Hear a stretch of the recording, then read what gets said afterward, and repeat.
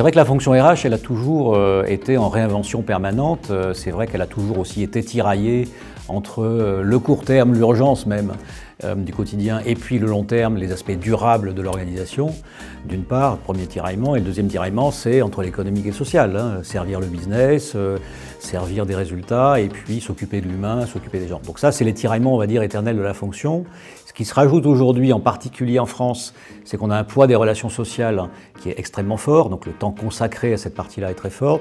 Et puis peut-être aussi un frein que j'identifie, c'est que les DRH actuels en France ne passent pas assez de temps sur l'organisation, sur le développement de l'organisation, qui est un facteur clé d'engagement, de transformation.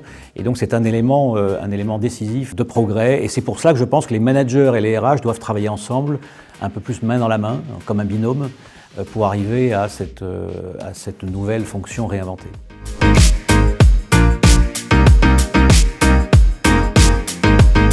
Eh bien, ça dépend des organisations, des cultures. Moi, j'ai connu des entreprises dans lesquelles c'était les managers qui dominaient. Il y avait une très forte culture managériale. Les managers s'occupaient de leurs équipes, s'occupaient de leurs gens. Et les RH étaient plutôt en fonction support. Et puis d'autres organisations dans lesquelles c'est plutôt la fonction RH qui était sur le pont en premier. Et les managers étaient plutôt en relais d'application de politique RH. Je dirais que les deux ont leurs avantages et inconvénients. Quand les managers sont forts, c'est bien parce que la culture est incarnée. Parfois, le petit risque, c'est que le business l'emporte sur les décisions RH. Quand ce sont les RH qui dominent, c'est pas mal non plus. Ça peut permettre de l'innovation sociale. Ça peut aussi arriver à un risque de trop de process, trop d'outils que les managers ont ensuite du mal à appliquer. Donc dans les deux, il faut faire attention.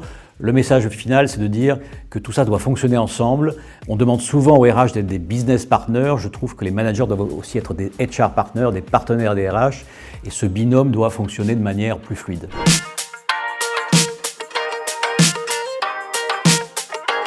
Alors sans rentrer dans le détail, bien évidemment, le modèle il est basé sur des missions et sur des postures. Quelles sont les grandes missions partagées, ou mieux partagées, mieux croisées entre les managers et les RH? Et là, il s'agit de voir, est-ce qu'on parle de gestion des ressources humaines, de relations humaines? Selon le cas, on est plutôt sur des missions RH ou des missions managériales.